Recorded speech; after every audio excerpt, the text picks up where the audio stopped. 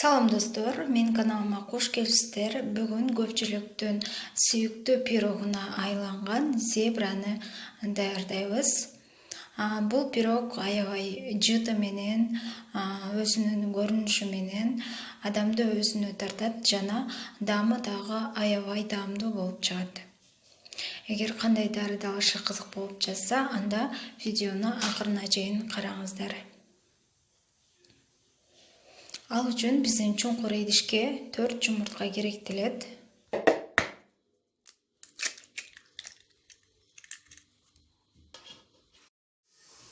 Төрт жумурткабызды жарып алгандан кийин эми жакшылап миксерлеп чыгабыз.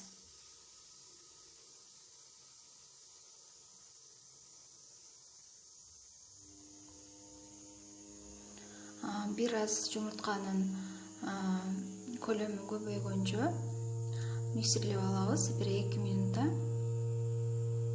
Андан кийин сахарыбызды кошобуз. Мен биринчи сахардын жарымын коштум.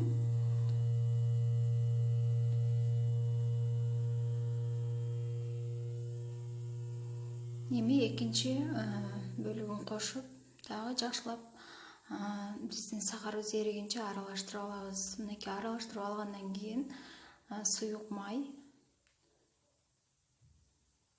жана сүттүн ордуна кефир колдонсок болот. Жана суюк майдын ордуна сливочный масло болсо маргаринди эритип куюп жиберсеңиз да болот.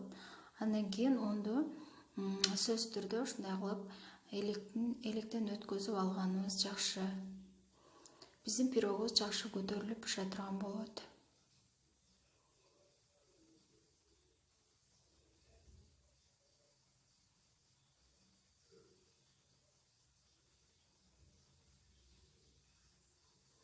Ушундай кылып өткөзүп алгандан кийин эми биринчи ун чачырап кетпеши үчүн миксерден ылдамдыгын кошпой жөнөкөй эле аралаштырып алабыз дагы.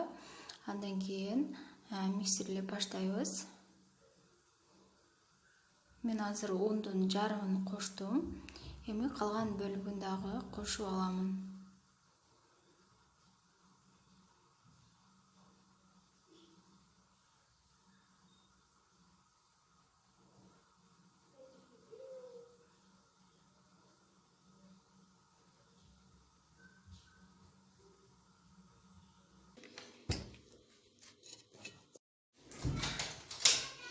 Экинчисин дагы электен өткөзүп салып алабыз.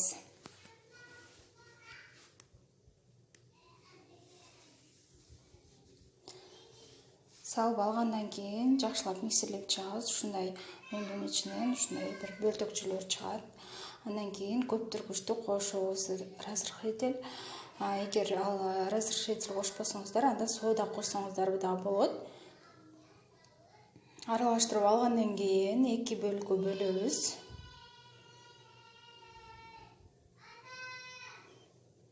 Эки бөлүккө бөлүп алдым. Эми 2 кашык какао аралаштырабыз бир бөлүгүнө.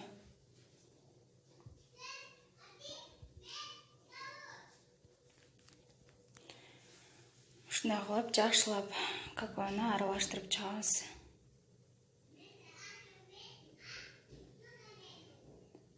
Андан кийин менде 22 сантиметрлүү форма. Эгерде сиздерде мындай форма жок болсо, анда духовканын деле табагына бышыра берсеңиздер болот. Менде бумага жок болгондуктан ушундай кылып майлап алдым. Сиздерде деле жок болуп кала турган болсо, ушинтип майлап туруп, андан кийин пирогубузду бышыра берсек болот.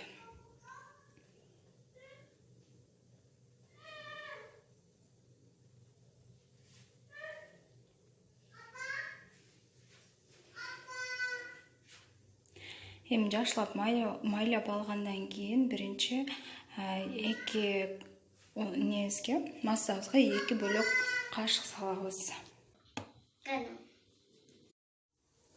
Эми 2 кашыктан биринчи какао кошулган массабыздан салабыз. Андан кийин ак түстүү массабыздан салып, 2 кашыктан салып, алмак салмак салып ушинтип зебра пирогубузду жасап алабыз.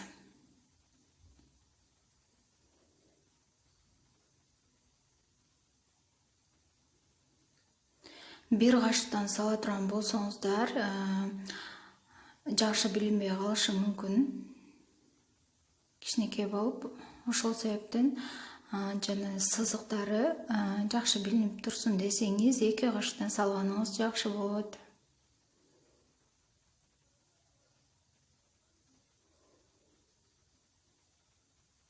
Биздин камырыбыз ушундай болуп бүткөнчө акырына чейин ушундай бир кара, бир ак түстөгү биздин массабызды салып чыгабыз.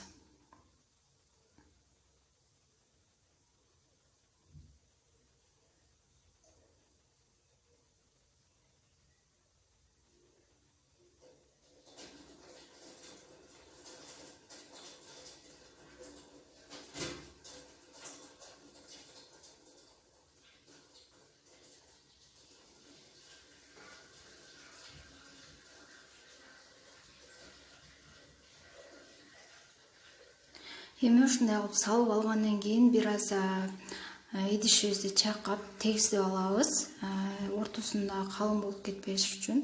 Жана ушундай өзүбүз каалагандай кылып таякча менен бетине сүрөт салып чыксак болот. Эми кызып турган духовкада 180 градуста бети кызарганча бышырабыз. Менде бети катуу кызарган жок, бир аз гана кызарды. Мен таякча менен текшерип, андан кийин алдым духовкадан. Мына өзүңүздөр көрүп тургандай аябай сонун болуп пышты, жыты тим эле укмуш. Сөз жасап көрүңүздөр ушул рецепт менен. Сиздерге дагы жагат деген ишенимдемин. Менин каналыма жазылып, лайк басып, комментарий калтырууну унутпаңыздар. Сиздер менен болгон Жайнагүл.